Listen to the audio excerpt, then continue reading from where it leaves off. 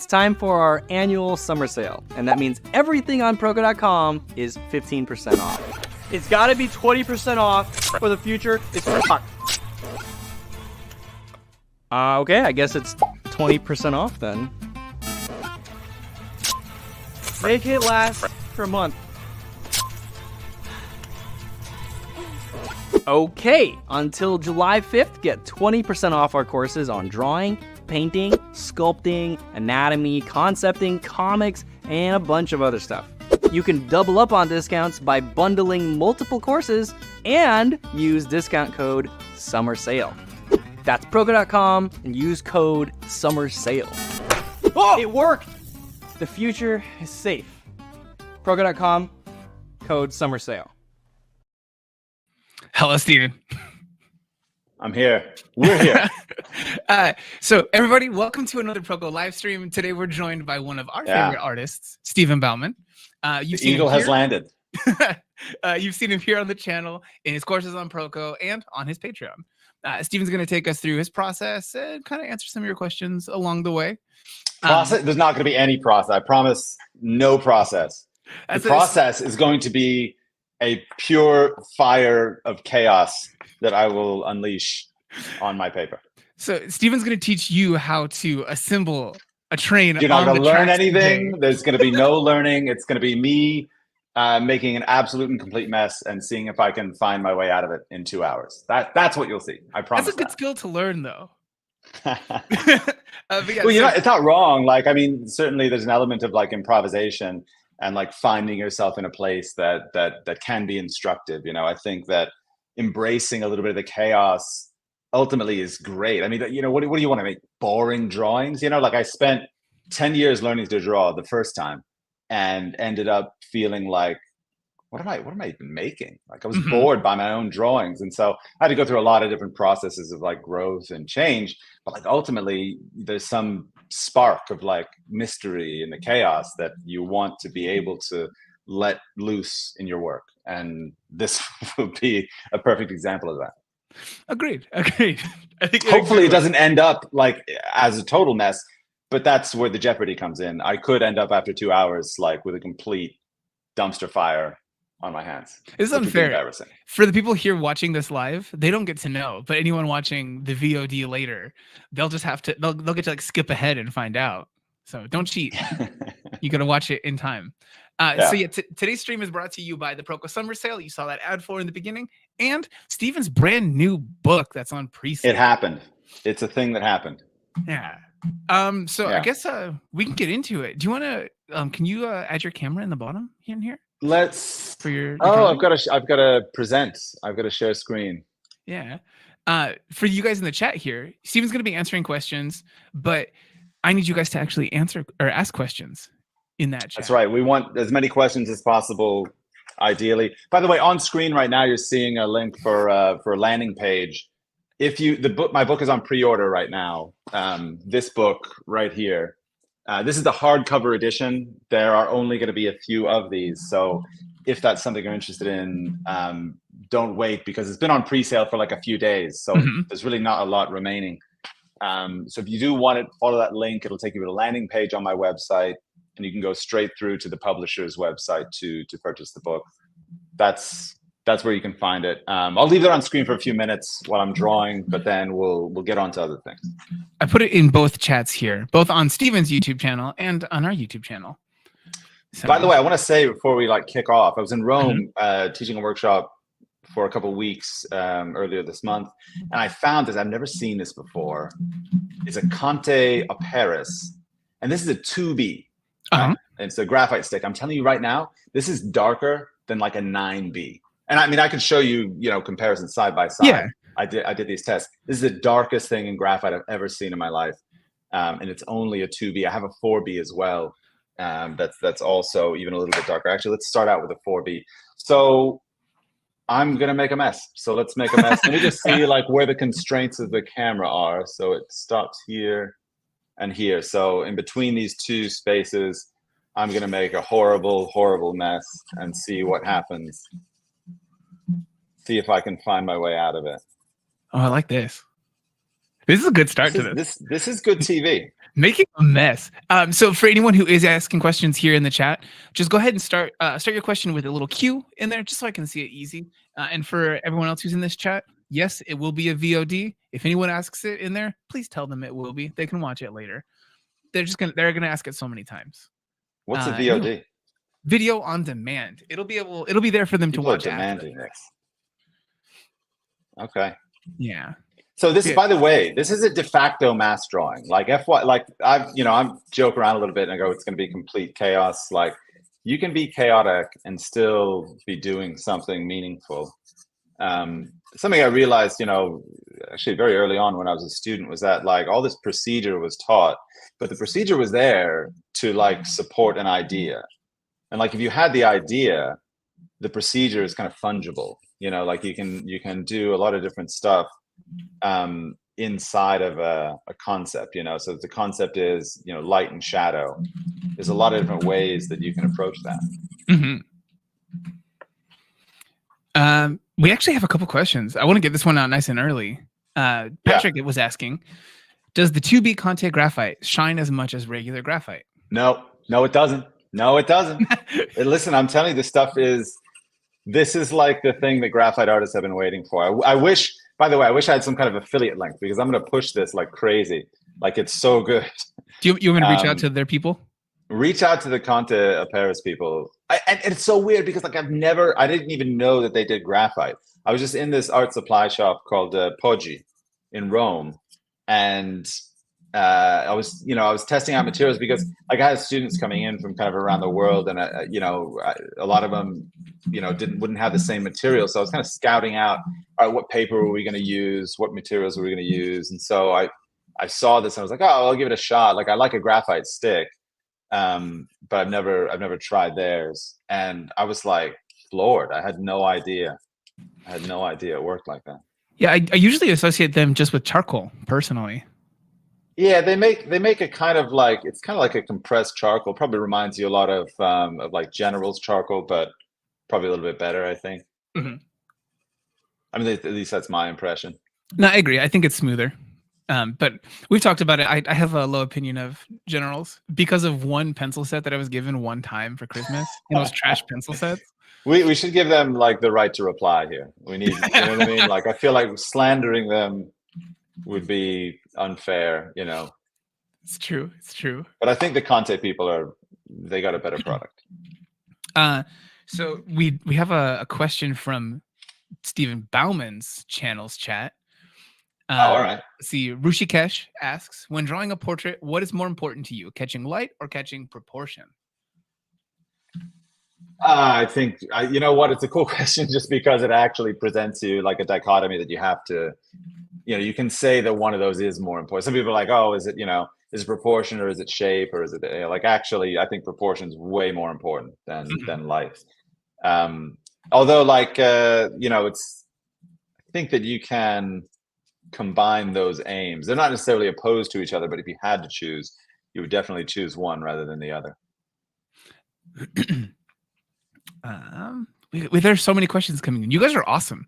Thank you for this. These are my people. I love them. The question askers. These are my people. These are the people who are like, yeah, I see a guy drawing, but tell him to talk to me.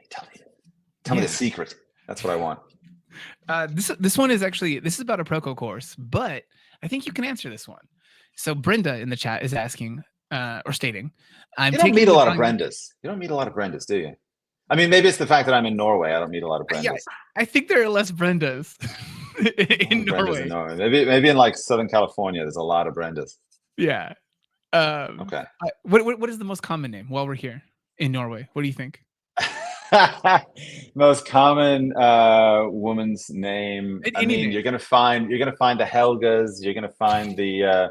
Actually, there's a model. Hey, convenient plug. I'm putting some model packs up on my Patreon and eventually on Proko as well. And I had a model in the studio yesterday. Took about 500, 600 images of her, and her name was Ingvild. Ingvild. So that is a Norwegian name that you can refer to. Not the most common, but it's out there. Ingvild. It's a lot of name. It's a lot. there's a lot to it. A lot of action in that name. If you guys want to find out more about that Patreon, there's a link in the chat for you guys. Get it. Oh yeah. So the question that I've got here from Brenda is, I'm taking the Drawing Basics course, and I noticed that I don't draw because I suffer from fear of failure. Do you have any tips on how I can start again without feeling like I can't do it? Well, the best thing for a fear of failure is failing. So your feelings about it won't change, except for with your gathering evidence that failure is not a deterrent. I fail all the time. I mean, I can't tell you the amount of drawings that I've done that haven't turned out. I think it's just when you're starting out, failure feels like this really heavy thing, and as you get on, you just realize like failure is kind of like the price of admission.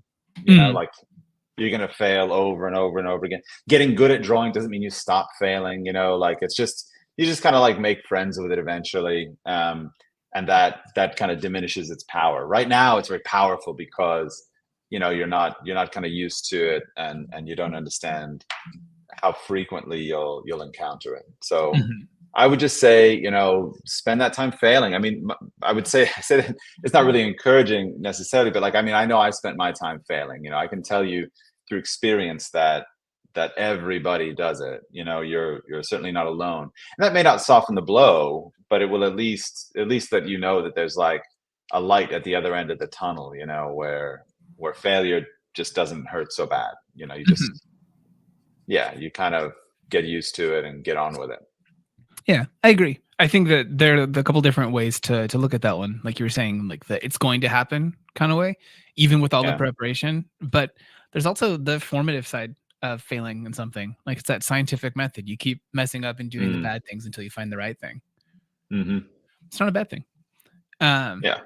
So we did get a little bit more context from Proko team member Patrick Bosworth. He said the overall. What? You got is that a new team? I haven't heard of this guy.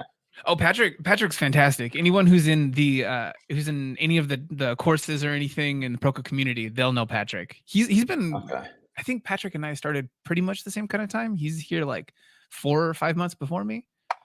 But he said the overall accepted origin for the female name Brenda is the old Nordic male name Brander, meaning both torch and sword. This is my guy. That's a great contribution. I really appreciate that. Okay, so more questions. You guys are so good at questions right now. I'm so proud of you. They grow up so fast, I feel like somebody's audio just dropped out. Was that me? We had an audio drop out. No, all right, are you there? Okay, I am. All right. You scare me so much. Jeez, man. Actually, I don't have enough to worry about with this in front of me that I got to worry about the audio too. If at some point it happens and you lose the audio of me, I'll just hang out and type questions at you. You just keep doing what you're doing. Doing my best, Stephen. I'm trying my best to get out of this. I think we've taken a couple questions. Yeah, come on. Tell us about your process. What have you got here? What? No, I told you guys from the start, there is no process here. My process here is the same as my process for making mud pies when I was a kid.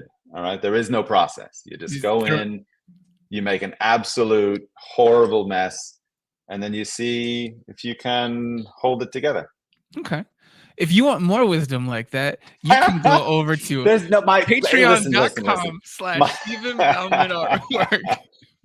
This is a performance piece. When I'm teaching, I'm teaching. Yeah. But for this, I think like, I just set it as a personal goal. I wanted to see, like, I haven't made a massive, absolute catastrophic mess in a long time. And I thought, why don't I do that in front of everybody? It sounded like a good idea at the time. I could be wrong. I genuinely do like the idea, in all seriousness. We've got another question about where to buy Stephen's book. That's in the chat here. Oh, go grab that book. Actually, hold on a second. Do you want to show off that book? Do you want to show off that book? Oh, do you want to do the show off? All right, come on. All right. My full screen? I'm full screen. This is the hardcover edition. You can see the TAOP on the cover here. That is the sort of insider proprietary label that we used in making the book. It's the art of portraiture. You can see on the, well, you can't see it on the spine. By the way, I'm gonna like ruin my copy of it right now with my graphite fingers. But inside of it, let me get to a juicy. Listen, all right, I worked so hard on these renders, right? We went like full Westworld. So like the whole anatomy section is filled with these like really beautiful, like kind of high res renders, describing the different kind of anatomical features, skeletal and muscular anatomy related. By the way, this, loving this. Yeah. That's just the like anatomical stuff. I also go into like a lot of kind of demoing using, kind of mass drawing concepts and eventually like, anatomical diagrams and studies. Anyway, it's a deep book. Let me give you the elevator pitch for the book. Yes. Actually, you can go back to the drawing cam because this is like going to get slightly long-winded, but I promise it will be halfway interesting. So after COVID, I didn't teach anybody in person for about like 3.5 years. I left the Florence Academy after like 15 years there. And I was just working online and moving to Norway and doing stuff like that. And after 3.5 years, this guy got in touch, David Simon, who runs this sort of school called not school really, but like a workshop space called the Rome Workshops, and said, hey, do you want to come to Rome and teach? And I was like, well, I haven't traveled anywhere in like 3.5, 4 years. Yeah, let's do it.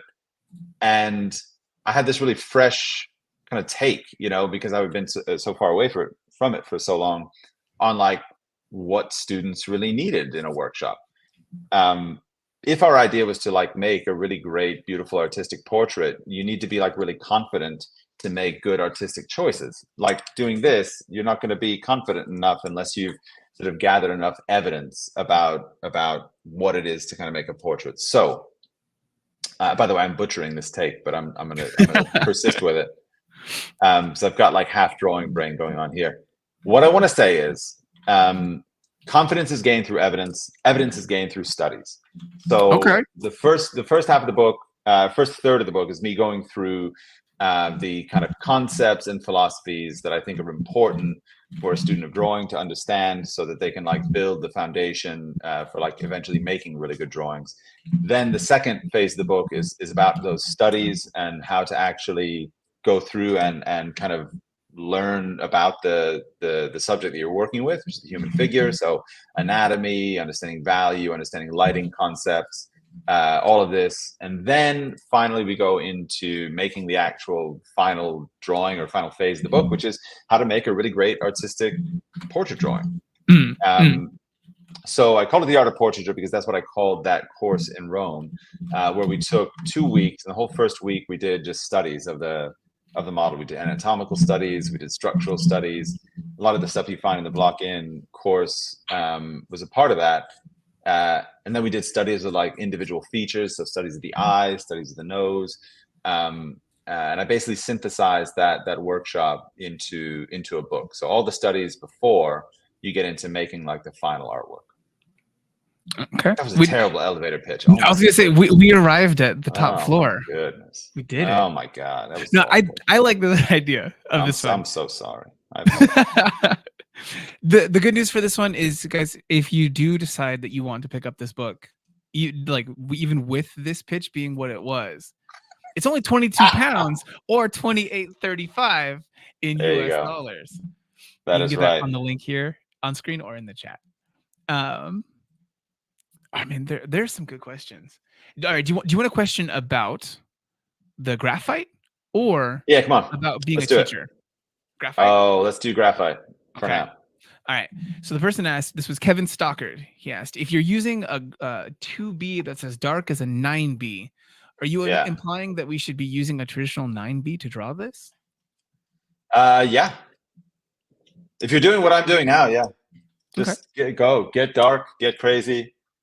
If you're following along, by the way, I feel for you so much if you're following along with this, because it is an absolute, hot mess. But Stephen, if you keep saying it, you're eventually going to convince them that it's bad. It is right now. we're going somewhere. We're going to arrive. Yeah, honestly, I do genuinely believe that one of the best things that you can do in art is to be able to start from a mess of something and then make it coalesce into something presentable. The secret is knowing that everyone else won't know all of the flaws that you feel are still there. I think that's a massively important part of it. Yeah. I think that's one that came up in the videos that we did with Rimbert Montalд about ballpoint sketching. It's not a skill that I think people easily win. I think they start to like micromanage their art a little bit, but let go sometimes, you know? Be free, be messy, find it along the way. Yeah. Follow your heart. That's what I was telling everybody in Rome this year. They were laughing at me, but I really believe it. I really, there's like at a certain point, if you don't like create a dynamic where you build your own confidence to like trust yourself, as soon as the class goes away, as soon as your teacher goes away, like your confidence is going to evaporate as well. So follow your heart, Absolutely. Velvet in the chat was asking for the exact name of that Conte Alperi graphite. You can see it on screen. You got the Conte Alperis 2B graphite. I mean, there's not really a model name. I can there's the UPC barcode. Scan it, guys. Yeah, do a screen grab and scan it out, and you'll have it. All right. So then the question after that one, the other one I was putting to you was from Saku, saying, "I'm going to be an art teacher for children ages 6 to 16. Do you have any tips? Yeah. How should people teach art, Stephen?" Well, I think that there's usually a combination of approaches that lead to success. I guess if I was going to give some blanket advice, I would say like really you're teaching art and there's going to be fundamentals, but you're really like working with people. And part of what you need to do is leave them feeling confident and leave them feeling like they can take on any challenge. I think there's, especially in the atelier world, there's this tendency to lean really heavily on like raw accuracy and like focus on making everything perfect. And I think like perfect is like the enemy of progress, I experienced this myself, where I felt, go ahead. That's one of my favorite phrases ever, by the way, just a favorite quote. Yeah. That perfect is but it's really, exactly. It's so true. But I would even say like the enemy of progress, like, because you're like hunting for this thing that doesn't exist, So as an art teacher, I think you need to like inculcate your students with this idea that they are on a journey, and at various points of it, they will have like, a low ceiling, and that their goal is to raise that ceiling as high as possible. Mm-hmm. Yeah, I think as a teacher, they're not going to be perfect on the first day. Absolutely. I think the thing that I've found when I try to teach anyone anything, I did a string of Photoshop lessons teaching people. The thing that I found that I had to assume at all times was that they did not know the thing I was talking about. Yeah. That's going to work for half of your students. It's not going to work for the others who are a little more advanced, but always assume they don't know something, because people often will not ask about the things they don't know. Mm-hmm. And then they'll just be left behind comprehensively for the rest of the experience. Yeah. So there's a question here from Ari in the chat saying, "I'm untrained, but cringe. Always have been called talented. Thing is, when working, it's like, it's not me doing it, but at first I'm in the way and it's horrible. The critic is vicious. I'm blocked. Help." Blocked. We're all going to fight a personal battle, Ari. Like, I mean, I'm fighting one right now. Like I'm looking at this and thinking, oh, so everything is wrong. What do I do?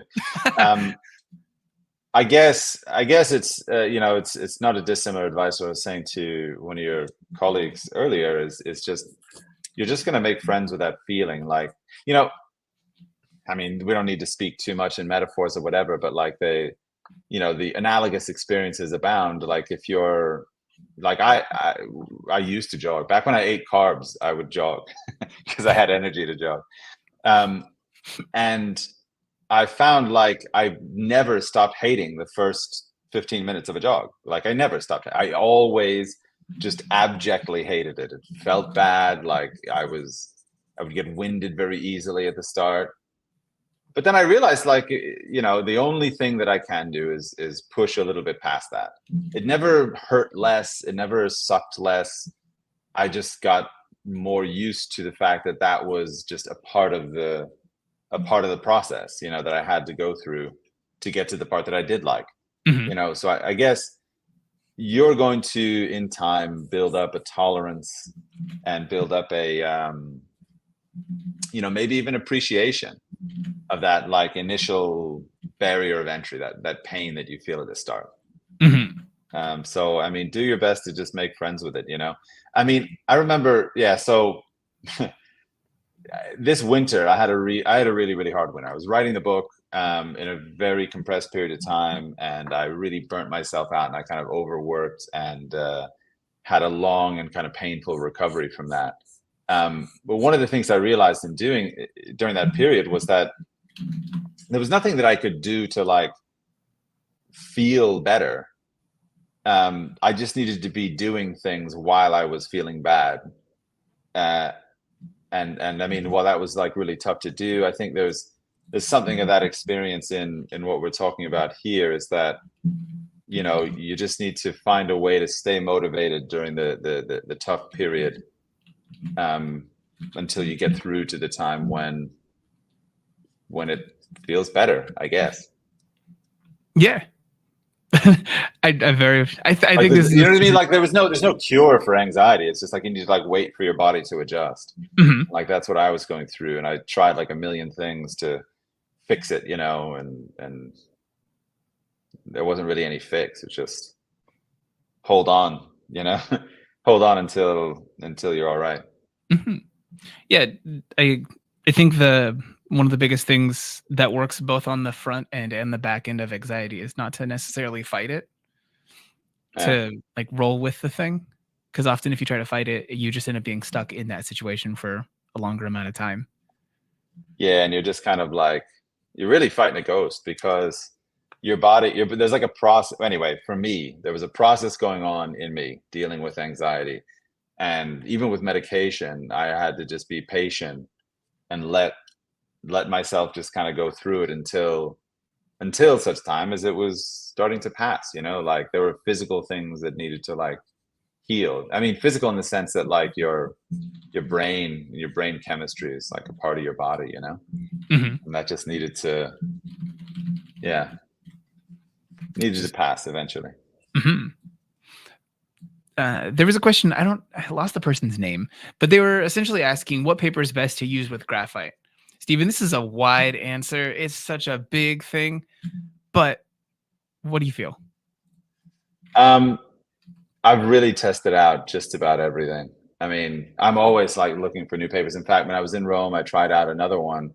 It was a Fabriano paper called Rosa Spina, this is actually Fabriano Artistico.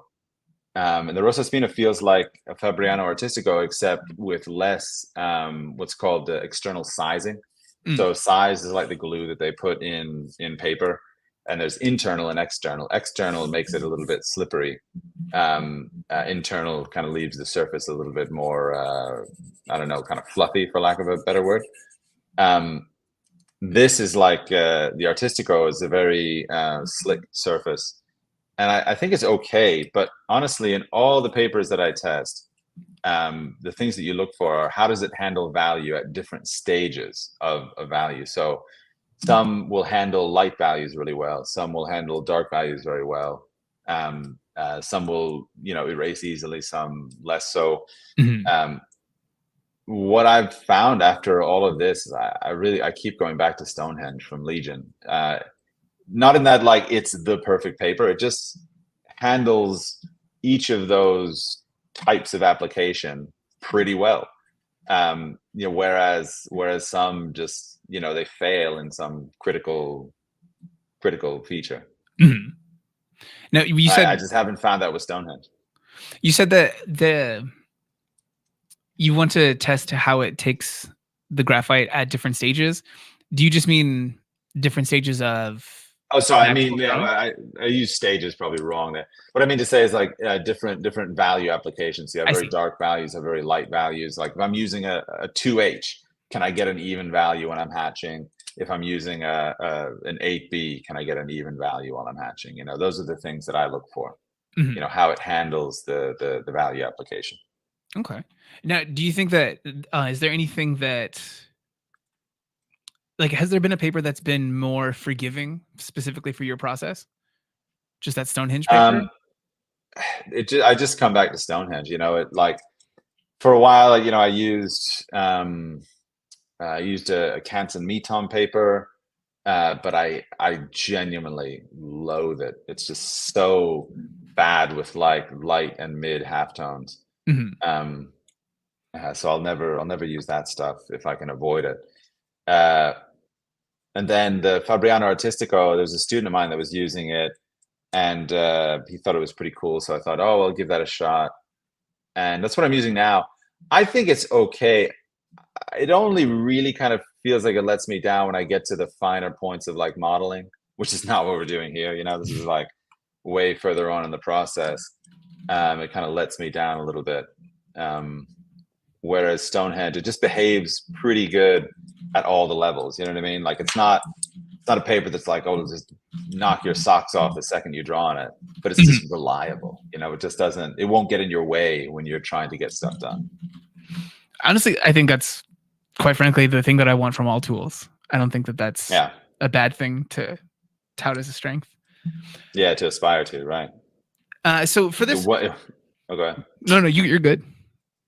I was just gonna say it won't like subvert your efforts. You know what I mean? You're not gonna like get to a point in the drawing and go like, oh no, this isn't. You know what I mean? I can't get it home on this paper, or like where there are a lot of papers where you can't find that. Yeah, I think that's always the thing that ends up happening when people buy the considerably less expensive tools. There are obviously some outliers that they just kick ass. Let's go ahead. I'm gonna come out against Strathmore. All right. Okay. Okay. I'm legit against the Strathmore drawing and sketching paper. I think it's rubbish. I don't know why it's so popular. I think it just have like good brand awareness or something. I don't know. Do you think well, actually here, so if we're going to talk about Strathmore, a thing that many people talk about positively, I'm curious on your thoughts on a different positive thing. So how do you feel about the Blackwing pencil? What? It's irrelevant. It's completely a non-entity pencil. I find nothing special about it. Yeah, honestly, that's as much as I think pretty much everyone at Proko enjoys a Blackwing pencil. It's just a writing pencil that is good for an artist. Like it's a vibe thing. Like there's you can be like people can like the Blackwing. You know what I mean?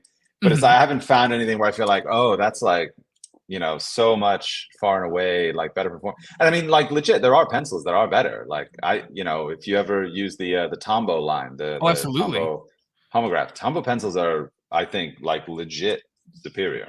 So I actually had a thing. So for me, like many people, the main thing that I buy anything from Tombow for was for a brush pen, and they recently started selling them in even places like Walmart, at least where I'm at. Wow. And I don't know. I don't know whether to trust myself, but I feel like there's something different about the pigment in them. Where I'm like, are the Walmart ones different? Are they making cheaper ones for Walmart? But I genuinely don't know. I feel something grumpy about those brush pens right now.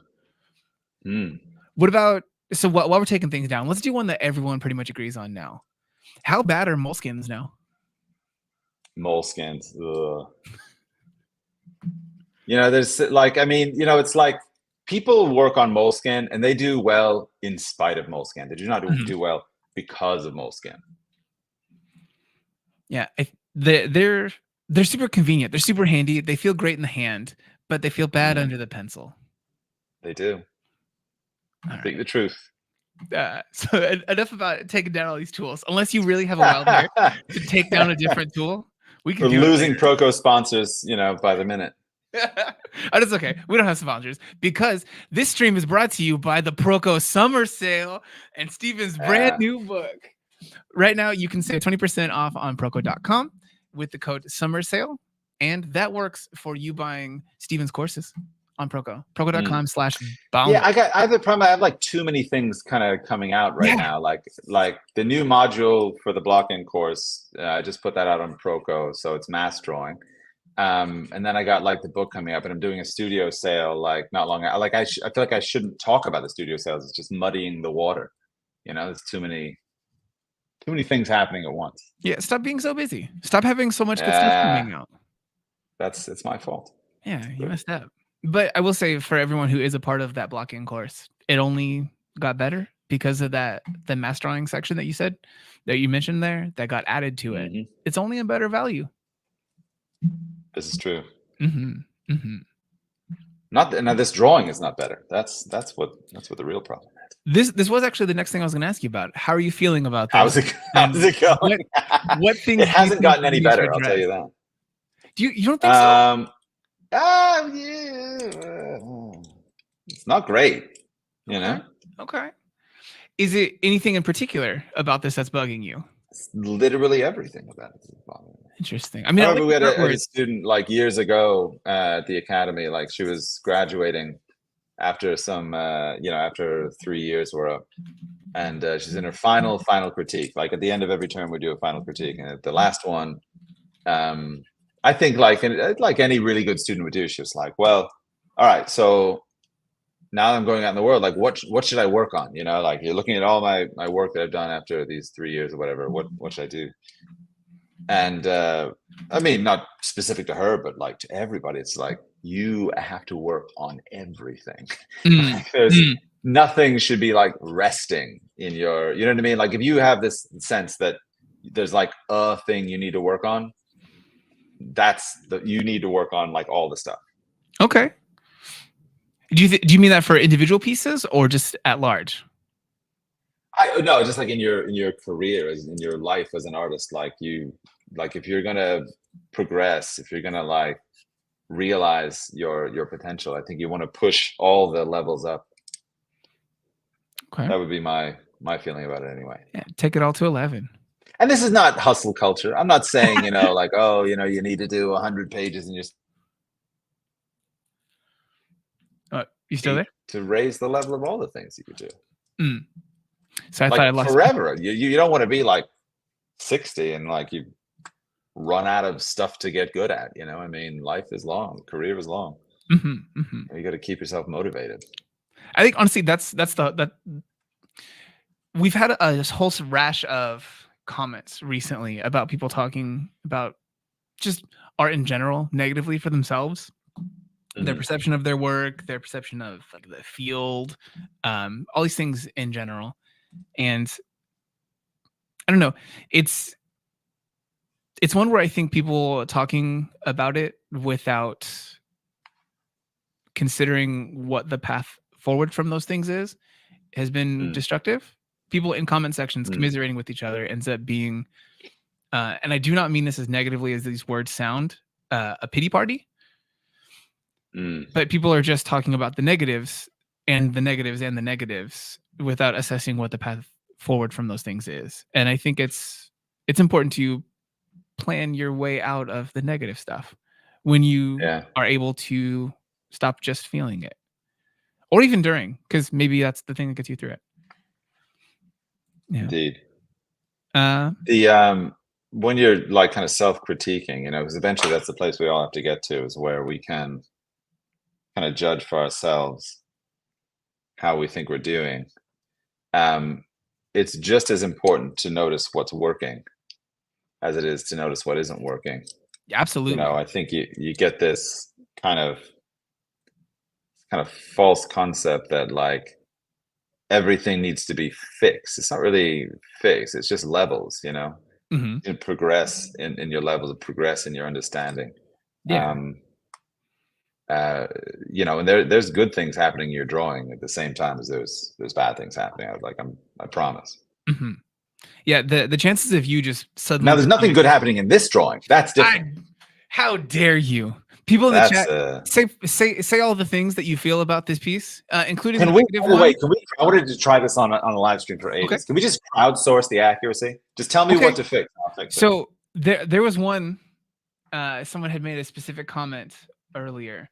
This is your chance, commenter.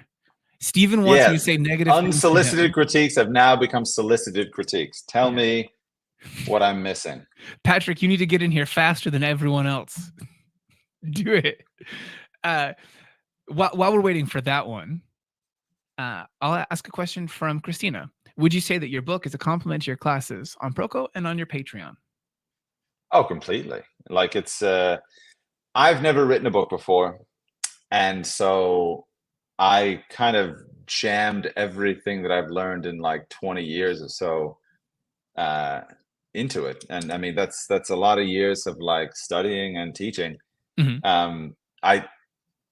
At the time, this could change, but at the time I did not intend at all to write another book. So if it was going to be said in a format of a book, I was going to say it in this one. So yeah, absolutely. It kind of crystallizes and encapsulates a lot of the things that I've talked about for years in my online courses, and of course on Patreon, live stream lessons. For sure, it absolutely is. Yeah, I think it's that condensation of so much else that you have talked about before. Indeed.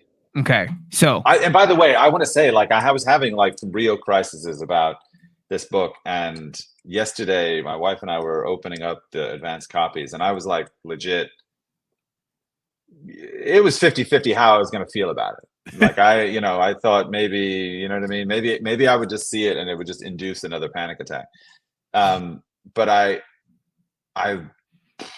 can't believe I'm saying, but I loved it. I absolutely loved it. I think the work that I did on it, and that the people at the publisher, the layout artists that I worked with did, I think it came together, and I'm really proud of it, actually. Yeah, I think so. Like we were talking about earlier, it's really important to keep in mind the things that you're doing well. And I think one of the best ways you can do that is by getting objective distance from something. When you're outside of it, everyone has that thing. I swear we'll get to the critiques of the piece after this. But everybody's like chomping at the bit. Yeah, like I need to tell him. No, I think every single person in this chat and in this video right now has had that experience of hating something that you made, then seeing it like 2 years later and being like, why don't I draw like that anymore? That was incredible. Remember that happens just as often as you liking the thing that you made. There's good stuff even when you think it's bad. This is true. All right. Are you ready, Steven? Oh, no. It's a hugely insecure place, but okay. I'm prepared. I'm not ready. I'm prepared. All right. So we've got, first and foremost, from Hannah, this piece is perfect in every way. Thank you, Hannah. I appreciate that.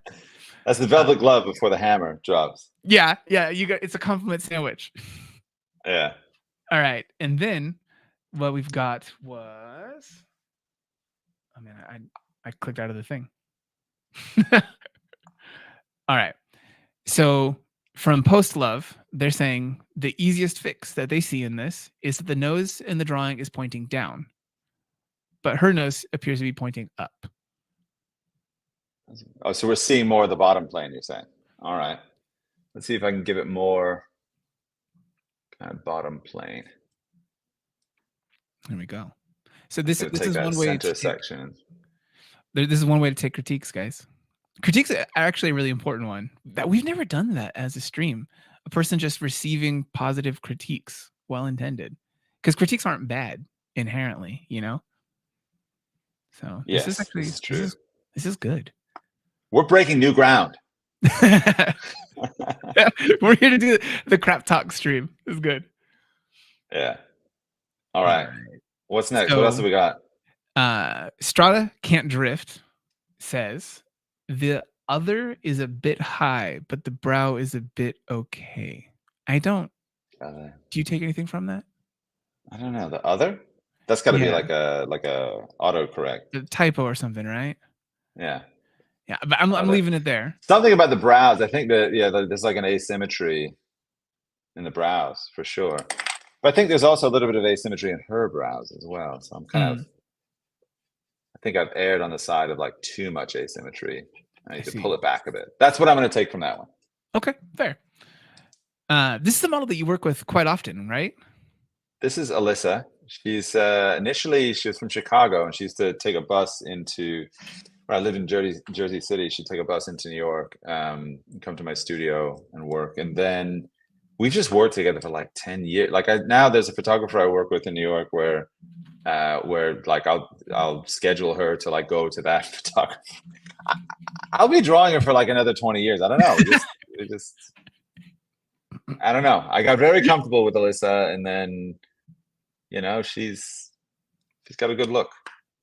Yeah, that's fair. It's gotten to the point where like there was a student of mine who, doing a lot of work and working his butt off and like doing really good, and was approached by a gallery that will go unnamed, but a quite good gallery, and he had sent them some work, and they were really happy with it, and he sent them some other work that he had done from a model pack I'd released from a painting I did of Alyssa, and they actually said like, we need to like charge less from this. This is a very derivative kind of work. Wow.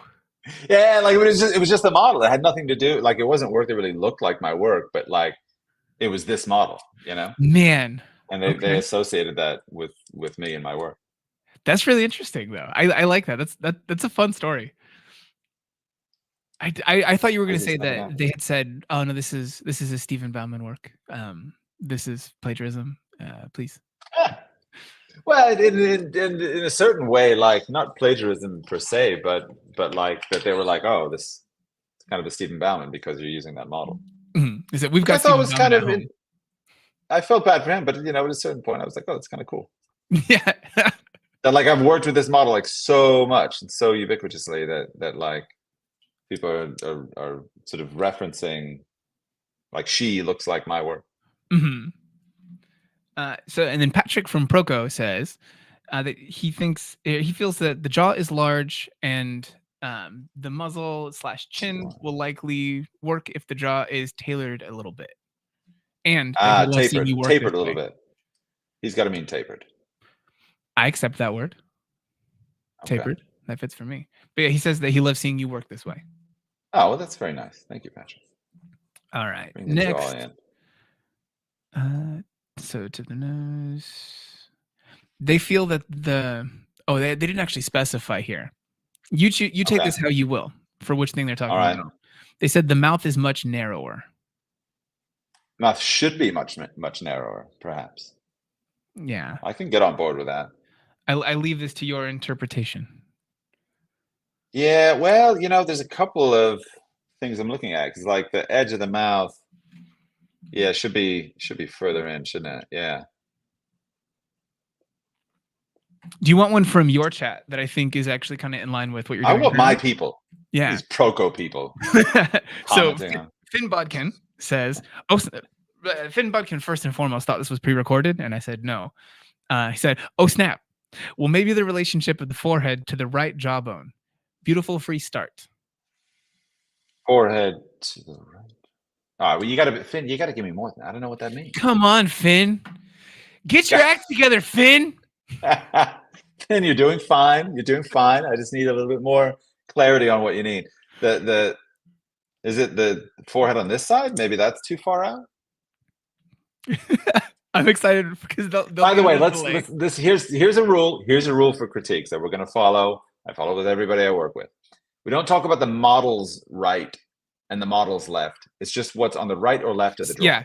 If you mean the jaw on the right, just say the jaw on the right. It's not the model's left. It's not a thing. Yeah, dude. There was a short that I put out for Proko where I decided to go ahead and do basically screen right, screen left, and half of people didn't care, but the other half of people were the most vocal commenters. They're just like, "Guy doesn't know his left from his right." You. How have you survived this long, Stephen? It's a marvel. I don't get it. You managed. There was a time when I was a kid also, just on the direction thing. Yeah. So that they say your left hand is the one that you can make an L with. Your left with your finger. And I've never heard that said. Yeah. So it's the stupidest phrase Because if you take this, you take an index finger and a thumb and you put it up into an L shape, I can do that with the other one because it doesn't specify anything about which way I'm holding my hands. Yeah, if you like this, I like that. Yeah. Headassery. We're burrowing down into the more core elements of the human experience. Learning right and left as a child. We all did it. So let's see. Finn did not specify anything further, and I think that you guys Finn, I need you, buddy. Obviously, I've got a problem here. I think that most of the things that have been said here have been kind of like they've already been addressed because of the space. Oh, so Finn came back, said, okay, sorry, maybe the forehead is a bit too short.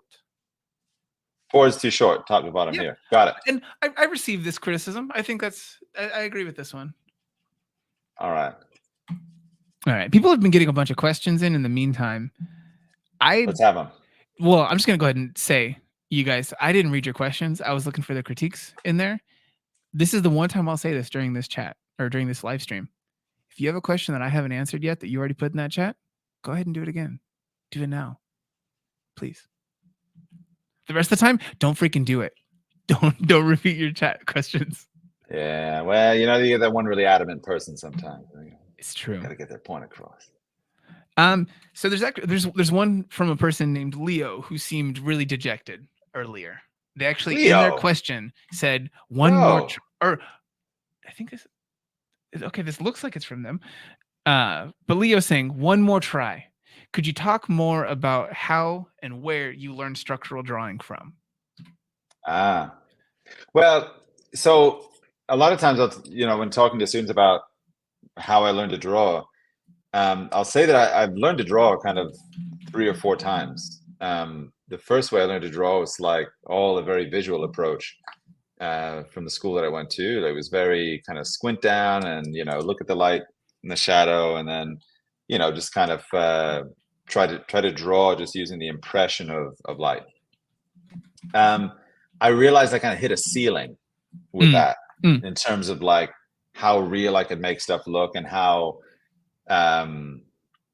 like how many different lighting situations or environments I could find myself in and still work proficiently. So it was after that I started studying Rodin first as a 19th century French sculptor. Not the Godzilla bad guy?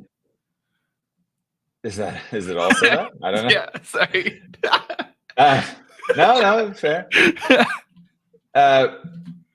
But so I started studying this sculptor, and if you've ever sculpted at all, you'll understand like structure really is about believable 3-dimensional form, right? And so when you think about learning structure, well, sculpture is only structure. You're drawing in 360 degrees, and so to me it made a lot of sense if I wanted to learn about structure to study how sculptors viewed it. So I started with Rodin, just doing drawings of his work and trying my best to kind of assimilate his ideas.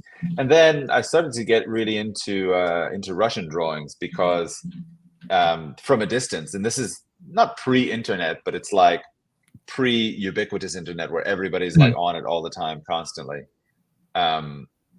So you couldn't like just text some Russian artist and go like, hey, what are you doing? You had to you'd like find an archive of Russian drawings online. And what I did eventually was just try to retro engineer, like, how does it seem like they're achieving this? So that got me to kind of studying anatomy. Now, studying anatomy and studying structure aren't exactly the same thing. Like you can learn a lot of anatomy without really understanding like the 3-dimensional structure of things. I think that they're, in a way, they're slightly different disciplines, separate disciplines. But that eventually led me to starting to try to study like basic 3-dimensional forms and how to translate a complex object into a simple 3D form. That I would say is probably the pinnacle of studying structure, is understanding like how the head can conform to a box. How to understand like the dimensional kind of space around a subject. Like, these are the things that structure are kind of made of. And then it was just a matter of like kind of applying that to the relatively simple field that I worked in, in portraiture. So how do you study the three-dimensional volume of a portrait in simplified forms? Say that was like kind of structural finishing school. And of course, it's obviously a big part of the blocking course. Mm-hmm. So there are a couple different questions here. One of them I hesitate strongly to ask because I feel like you might just do it right now. You should hesitate. I want edgy questions. All right. From Ronnie Brown. Do you ever... I only want questions that make me question whether or not I want to answer it. Okay. I mean, it's not gonna like wreck your being, but there's a chance you just choose to do it now. Ronnie Brown, do you ever smear the whole portrait? Oh, like just smear it out? Yeah, sure. Mm-hmm. Totally, all the time. Okay. Just wanted to make sure that you didn't just choose to do it. What's that? I just want to make sure you didn't choose to do it. You're like, you know what? Why not? Let's just do it now. Let's do it now. Just to prove. Well, there was a time I would have done it just to prove a point, but no, of course you do it. Yeah, definitely you do it. I mean, ideally, you do composition studies so that eventually you don't have to have to kind of do that. Like most of the problems with portraits. All right, listen. All right, people, let's gather around the campfire because this is real talk. Your solo cam. Giving up on a portrait, giving up on a drawing is a question of belief. And belief is a question of values. So as much as it seems like a peripheral part of your education that you just need to learn fundamentals and it's not really about, philosophy and it's not really about anything deep, it's just practicing boxes or whatever. Everything that you do is a part of your value system. And I think understanding why you draw in the first place, what it is we're all trying to do, drawing realistically, is incredibly important because that's the fuel that gets you through the awkward, ugly stages. It means that you believe enough to wipe out a portrait and put it back because it matters that you're doing this thing in the first place. That's where values come into play. And I say this because like I've wiped out many drawings that stayed wiped out because I lost belief in them. I lost the feeling for why I was doing them in the first place. It's because I didn't understand really like why I started, or I had lost touch why I started doing it in the first place. Okay. This actually pairs with a different question in here. A person's name, I don't know how to say this, but they asked, how often do you find yourself drawing for your own pleasure? I'm doing that right now. Why else would I make an absolute cacophonous mess on a live stream other than for my own pleasure? Post love. It's a perverse pleasure for sure, but it is absolutely 100%. I find this incredibly fun and slightly stressful. So is it that you enjoy the process of trying to reclaim something from this just absolute mess, or do you? It's a total adventure. It's an absolute adventure. It's like getting lost in the woods.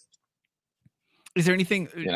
Was there something in when you first started making art, regardless of any medium, any stage of drawing, even when you're like 8, doesn't matter. Does this relate to anything that you did when you were younger? Did you have a similar process like this? No, I think when I was younger, I just didn't have a process. Okay. I was just, I drew naively for years. It's probably hard to grasp, I think, for people who haven't like studied at a kind of full-on atelier, what it means to like learn to draw. Like drawing is this concept-driven exercise, and you can do it like being self-taught for sure. There's like nothing that says like that you can't do that, but like there's kind of so much information out there that you'd almost wonder, well, why would you go without why would you want to do it without a compass? Why would you want to travel in the woods without a compass? So the drawing, the tests that you go through are partly about the drawing itself, like partly about a rigorous attention to not only detail but to process, but also you kind of like you're in like a group of your peers, you're kind of like testing out your ideas, you know, like kind of, what is it, like steel sharpens steel? What does that say? Yeah, exactly. It's exactly that. Like you're in this kind of relatively competitive atmosphere with your colleagues, which in a good way can be like competitive and can push you forward. In a bad way, of course, it can become quite toxic. But let's just speak about it as a good thing. You know, you're kind of battle tested by the time you kind of go through these things a lot, and it gives you a certain amount of confidence that that I think it's hard to come by without. And I say that as somebody like, I went to university for a couple of years. And my painting teacher, though a really chill guy, was also a splatter painter and stood to teach me very little about realism. And so I kind of know what it is not to know if my ideas are good. You know what I mean? To not know if I was kind of barking up the right tree, so to speak. And testing yourself out at an academy, or testing yourself out in a very serious artistic community is a great way to build that confidence that kind of gets you through the dark night of the soul, you know? Just to follow up on something from earlier, this is entirely unrelated. Wade the Wilson brought up something that I'm gonna refute with a different example. This is about the left hand, right hand with the L's thing. So he says, human psychology. When told to hold I'm really glad we're following up on this. This is the important stuff, Stephen. I have another one after that, but all right. He says, human psychology. When told to hold out hands with index and thumb extended to find the L, humans will use the lowest effort, looking at the back of the hand. Twisting the wrist takes more effort. Wade, I see what you're saying, and raise you the debate of when you ask someone to look at their nails, that there's a well-known phenomenon of people choosing to either look at them like this way to their face or in front of them like this. One of those definitely takes more effort than the others, but it's a pretty clean split. So suck it, Wade. Let's have some more. Let's have people weigh in on this. We need to get deeper into this conversation. The other follow-up that I had from earlier was there are a couple of different people here. I won't equate this to any one person. Have I run out of critiques? I feel like this drawing isn't accurate yet. Oh no, we can revisit the critiques if you want to. I need more. Okay. I need more from the unsolicited critiquers of the internet. I will jump back into them. But first, I wanted to ask, on behalf of the people who are buying the book during this stream, first, thank you. Yeah. But second, they were asking if they bought this book, are you possibly signing any of these? That's cool. The special hardcover edition is available right now. Is not a signed copy, though. I think probably the signed copies are really only going to be like special giveaway type thing.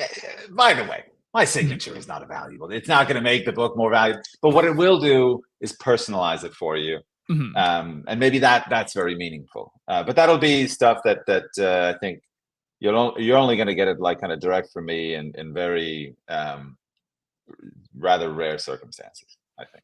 Okay. Is there any chance of you coming to Lightbox ever? All right, 3D Total, the publisher, has a booth at Lightbox. It's a big one too. But then I found out it's in freaking Pasadena. Yeah. I thought it was in San Diego. No. I was all excited because I was going to do like a Proko trip. It's going to see Stan. Like, by the way, all my appearances on Stan's channel have turned into me like just going, I remember when Stan and I were friends, and it makes me sound really pathetic. But I do remember when Stan and I were friends. And I thought, oh, Lightbox, that'll be a chance to rekindle my friendship with Stan. But that seems unlikely if it's in Pasadena. Honestly, I mean, you can just come down for like the last day of Lightbox, hang out at Lightbox, and then you just ride back to San Diego with Stan in his car. We'll get a taco on the way. Actually, he's a sushi in the car kind of guy. He gets sushi from this place, something Foot. Okay. I forget the name of it. That's what he did. I'm not going to miss a chance to bring up what Stan's first foray into business was. What was his first foray into business? You don't know this? Oh, wait, I do remember this. Yeah. He had the taco rating thing, right? He had an app that was, he described it to me as like it was supposed to locate the closest tacos like restaurant to you wherever you were, which begs the question: had he not seen Google Maps? Yeah, that's all I think the entire time. That's been it's existed. It's proven. It's done. We already solved that problem. Humanity is not grappling with how to find tacos. The last time that we talked about this, I do remember I brought up the pointless business thing that I had wanted to do. I wanted to make a website that was entirely just rating hotels and Airbnbs based on their water pressure. Right. Why is that not one of the biggest boxes on all of those websites? I feel like that's less solved than the tacos. Like tacos are solved. That's the quote. That's on the back of Steven's book right now. Tacos are solved. Okay, so you wanted critiques, right? Yeah, come on. I need more. I know the mouth is like really effed right now. Okay, so this one was stated as a solicited critique. The right eye is aimed slightly in the wrong direction. Should be more to the right. Wait, you're saying the right eye. What you mean is the eye on the right. So what you're saying that the eye on the right. Wait a minute. They need to clarify because that's unclear now. Do they mean this one or this one? Post love. Let us know. We're checking back in with you if you're still here. So say it again. The eye. The right eye. The right eye is aimed slightly in the wrong direction. It should be more to the right, and the eyelid can be a little more open. That helps. The eyelid can be a little more open. Which do you feel? We're talking about this one. I feel like we feel it about this one. Okay. So a little bit more. Oh, wait a minute. They mean more open, like expose more of the iris? I think that's what they're saying there. Or more closed. Okay, all right. So they're saying open the eyelid, meaning we see less of the eyelid. Mm-hmm. Okay. All right. And then there's critique taken. Thank you. There's another from Gregory Payne from earlier saying she has an extremely sharp cheekbone line between light and dark. So far, the drawing is missing that. Oh, okay. Like, all right. So you want more intensity over here. All right. Mm-hmm. Well, let's get intense. Steven, sharp enough for you? Do you think that this drawing, this is a thing that you're making in your studio, right? Is the drawing you're making in your studio? Yeah. What do you do with the drawings that you make in your studio? Oh, I've got a stack of them over here next to me. They just like pile up. What do you do when you get too big of a pile? I put them in a place where I don't have to see them anymore. I don't know. Dude, I'm trying so hard to get you to mention your studio sale you've got coming. Oh, right. Well, listen, all right, let me tell you this. I'm going to tell you something artists get wrong, and this is for all of you artists out there wanting to build your career. When you do a studio sale, save your best work for the studio sale. It's not a place for you to clear out your drawers and sell people the things that you don't like. It's the place where you connect most directly with the audience to whom you are speaking about your artistic vision. Mm-hmm. These are your people. They are coming directly to you to collect your work. Save the best stuff that you have for them. So these drawings that I do, this drawing will not be my studio sale. So I promise you, it won't be the best thing that I do. The drawings that I give great care and attention to, that's what will be in my studio sale. And Patreon subscribers, of course, are going to get a first crack at it. It first goes out on Patreon. And then sort of Gen Pop gets a crack at it as well through Instagram, through my email list, which I'm being a little bit more active with these days. So if you want in on the studio sale, of course, if you're already a Patreon subscriber, then you're in the right place. Don't even worry about it. Mm-hmm. If you're not, my mailing list is a good place to start, or becoming a Patreon subscriber is also a good place to start. Absolutely. So we've got some critiques. I'm going to go. I know that people here in the Proko TV chat, they have said some critiques. I want to go fully into the critiques that are mentioned on Steven's channel. They know your work. They know you. They know what I screw up all the time. They've watched me do it. All right. Oh, goodness. All right. So Alicia says, the jaw is a bit masculine and squared coming back to the ear. Ooh. Okay. We need to be more curved here. We round it off a little bit. Yeah. I will say, it definitely, there's like if this rounds, it might treat the one thing that I'm seeing around the jaw, where I think that there's that continued that C curve of it. It feels like it drops through the entire jaw. What do you mean? It drops? So right now, like it goes too low? Like I think that there's a much more pronounced C, where right now it's kind of like an unfolded staple where it's got these hard corners. I think it's a hard corner. So you want full on like a general roundness. Let's just round it out. Yeah. All right, people. That's as round as I get. I can't go more round than that. Unless you tell me to, and then I will. I should actually just be telling you every time someone has said that they ordered the book. Michael Jones said he ordered the book. Yeah, Mike Jones. Who? Mike Jones. It's my guy. That's a joke for anyone who graduated high school in 2008. I'm sorry. All right, no, I don't have anything on that. There was a rapper who just had his whole thing was like, Mike Jones. Who? Mike Jones. And then he would say a phone number for himself, Mike Jones, that you could call to talk to him, Mike Jones. Okay, this was a rapper. This was music that you listened to. It's music that I heard. I think saying music that I listened to is giving it too much credit. It's not on your Spotify playlist today. No, it is not. Okay, that's fine. That's okay. Some things, you listen to in high school and then you get rid of them. Yeah. The other ones, they stay. They become a part of your personality and your identity, who you are as a person. 36 Chambers, man. Like, that was one of the earliest cassettes that I owned. Damn. I still listen. I was listening to it yesterday. Was it that cassette somehow? Or just the band? It's not a cassette. Obviously, it's not a cassette. I haven't seen a cassette in 20 years. I actually recently just bought a cassette player, like a personal little Walkman. Of course you did, you dandy. Why don't you just move to Brooklyn? Get it over with. It's broken. I want to fix it. Where do the hip people live in Southern California? I mean, I would just go back to Seattle if I could. Okay. There you go. Go back to Seattle, you hippie. No, I like repairing old electronics. They're fun. You can actually look at a thing, hold tools to it, and repair the thing. If I go to open up my phone, the chances of me actually being able to fix anything in there, so low. Next thing you're gonna say is we used to make things in this country, Yeah, no, I'm fine with that one. Let someone else get the pollution from it. It's fine. All right. All right. So Vincent in the chat says, "Oh no, you had a typo, Vincent. I can't read that. That doesn't make any sense." Vincent, fix it. Yeah. So Frozen Primordial in the chat has a solid great screen name. Love it. Yeah. It's got real Linkin Park AMV energy. Yeah, they said don't listen to the YouTube chat. There's your critique. Don't listen to the YouTube chat.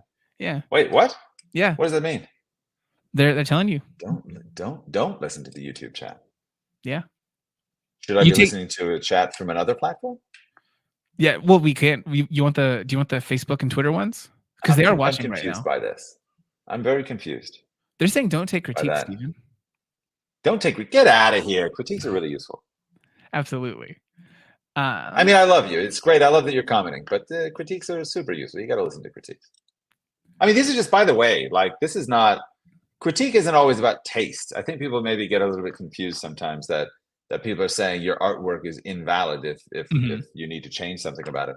We're just saying, in a head study, which is what this is, what are my proportions? Are the eyes aligned properly? Are they the correct size in relationship to the rest of the face? Those things are all, they'll feel less personal over time. I think, it's easy to feel really attached to what we do and feel like every mark is, important to you, but you do a few hundred of these, and you just think, if I can get a little bit better, a little bit faster, if I get a critique, then I'm having it. Yeah, critiques are great. Yeah, I don't think that they have to be inherently bad. There can be bad critiques, to be very clear. And everyone in this chat has probably given one. Not in this chat, but when you've given someone a critique, you've done it maliciously. You know it. Let's see. But we don't sanction that. This is not not sanctioning bad critiques. I was actually about to say that I needed more critiques, but a person in the chat here came through with one. So PK Humble says, The upper lip on the left needs to lift up towards the center. The model's lips are more relaxed. Okay, so you lift it up towards the center. I hope this is what you're talking about. So this area is called the philtrum. And what I think you're talking about is that left-hand side of the V at the bottom of the philtrum. I'm lifting that up on the left-hand side, if that's what you mean. Okay. Amanda G from your channel says, yeah, Amanda, you're one of my people. The eyes need more distinction between the irises and the pupils, as well as needing the highlights for the light reflecting in the eyes. It's fair. That's not bad. I usually save that highlight. I usually don't go highlight too early. It's like the parachute cord. You pull in case of emergencies. You put the highlight in when you're feeling really, really at your lowest ebb. It is one of the most rewarding parts of the process. Yeah, and plus, I think you feel good. You put the highlight in, you go, yeah, everything works, but it doesn't necessarily. But it feels good. I do think that a catch light like that is a thing that people really respond to. I think you suddenly see the eyes. Suddenly. Yeah, well, that's true. She's not wrong. It's not wrong. All right, there's your more greater distinction. Thank delivered. You. Oh, it looks terrible to me though. That's why I don't do it so early, because it's like, oh man, it just brought the eye to life, and everything about the eye is like all wrong. Yeah, I guess if you bring the eye to life, but it's the thing that says it's like a Frankenstein monster being brought to life. It's terrible. Yeah, if it says "kill me," you don't want it to be alive. You know what I mean? I'm just. Ooh. All right. Robo Probo in the chat says, where the hair falls on the ear is too low. The flow is too low. Flow is too low. Okay. All right. We can fix that. I really like the driving home with the rhyme. That was good. Flow is too low. Yeah. It was either that they were really trying to drive it home with a catchphrase, or they suddenly started tiptoeing into like toilet critique. And I'm okay with either. Steven. You take a big swing, Steven. It doesn't always connect, but you take a big swing. Yeah. I respect that. I commit. You gotta commit. Anita Shower in your chat says, "Can you please talk graffiti, Steven?" Actually, let's talk graffiti. They didn't put a comma in there, so technically they're saying, "Can you please talk graffiti, Steven?" Talk about graffiti, Steven. Like who that? Like as that part of my identity. Yeah. Is there something different? I think graffiti's great. I love graffiti. I still think it's cool. I still think about doing it all the time. I don't do it. But I think about doing it, of course. Okay. I share this urge. I think I try to push those urges into more positive places where I'm not doing something bad for any place. But I refuse to tell bad, you. All right. So here's the story. I was cruising around in Miami in the middle of the night with my graffiti friends, it's called bombing. Like you go bombing, right? So you get your cans, spray paint, and you go out in the city at night and you drive around. You got a driver and you got people that like catch tags. So we were doing this, and I was going with a friend of mine. His tag was TV. We were acquaintances in downtown Miami, and I pointed out this one spot. It was like all these like metal pipes going kind of like in this pattern, like down this wall, like dozens of them, and all this pattern. I was like, oh, let's go get that one, And he was like, no, I'm saving that one for like a special occasion. So he like wanted to like have like a special idea for that like one spot, And I think that like his view, like he was one of these guys that was, I think, not totally unlike myself, but like you kind of do things, but you're always thinking about why you're doing it, like it's a lot about kind of psychology and motivation. You kind of plumb the depths of an activity. But I think he really saw himself as someone who was like beautifying an ugly place. Like I think he looked at downtown Miami and thought, this is gross. You know what I mean? So he was kind of like decorating it in a way, And I always loved that idea that that you'd look at the city as this kind of like movable canvas, like it was always changing and things, but it would like present you with possibilities, opportunities to do something kind of interesting, artistic with it. I guess, I think someone was asking like why I'm doing this, or like why, is there anything about this approach that kind of was related to when I was younger? But I think there's that element of it, like where I want to find something gritty and gross, and I want to like extract something beautiful out of it. So that's my answer, and that's my revisiting the world of graffiti. Okay. Yeah, I chose to do this one through photography, taking a picture of a messed up place and trying to find a way to push and pull the light to make it feel more appealing. Yeah. Lots of different ways to go about it.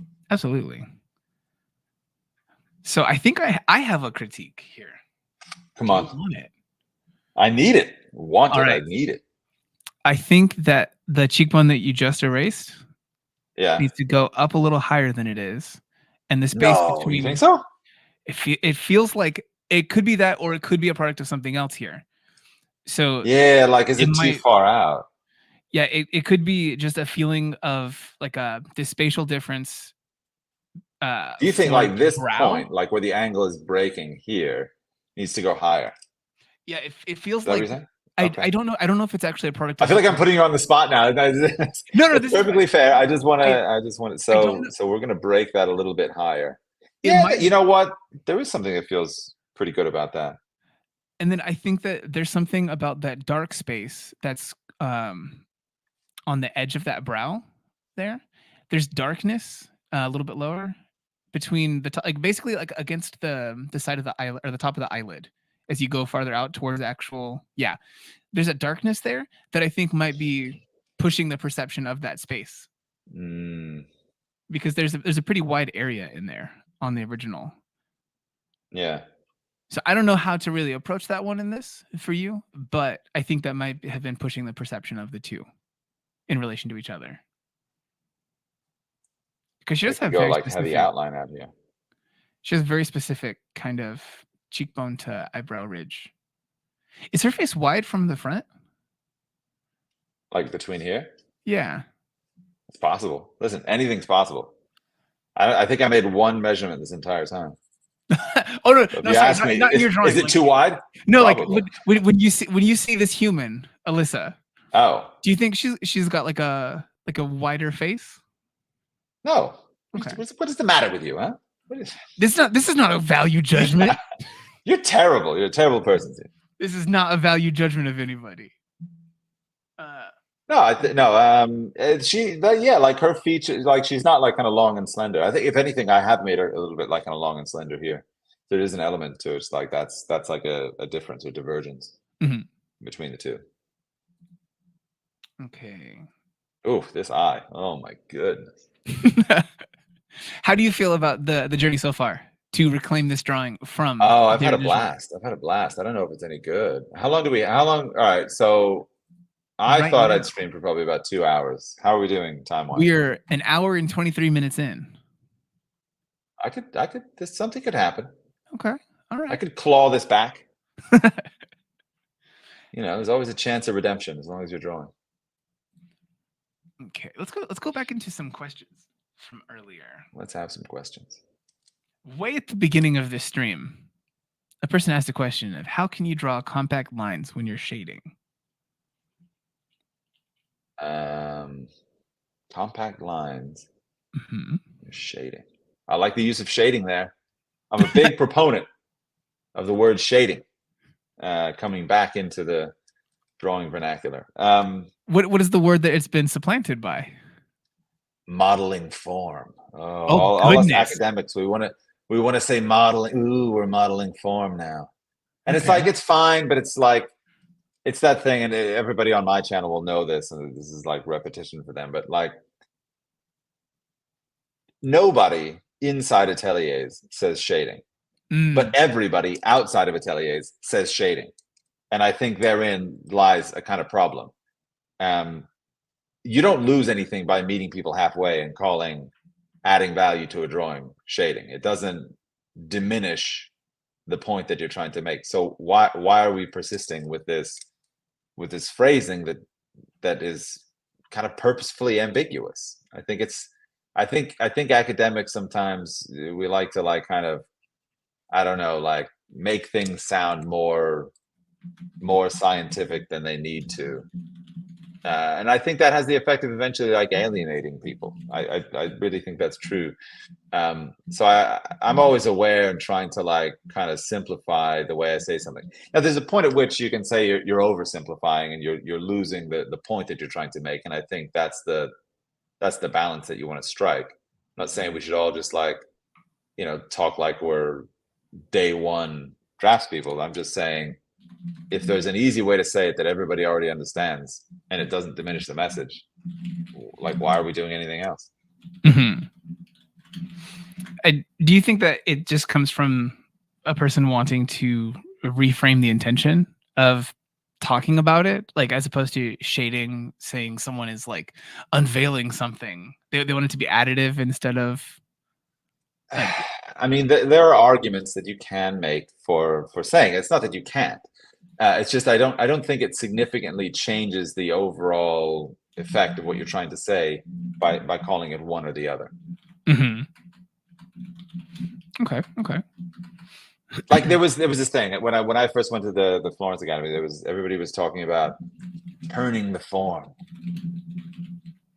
Turning the form, Stephen. We were all supposed to be turning the form. Wait, was it sounds like this? What? Did you like immediately at the time get your hackles up at it? You're like, oh, come on. Or was it something that just I was over super time? intimidated by it. I was like, what does that mean? It must be very complicated.